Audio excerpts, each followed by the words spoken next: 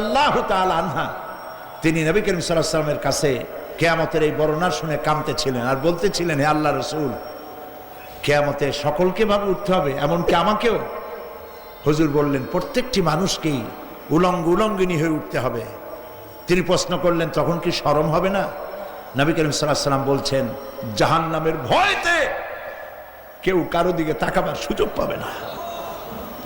সব উপরের দিকে তাকায় থাকবে আর বলবে, আল্লাহ আমারে বাঁচাও, আল্লাহ আমারে রক্ষা করো।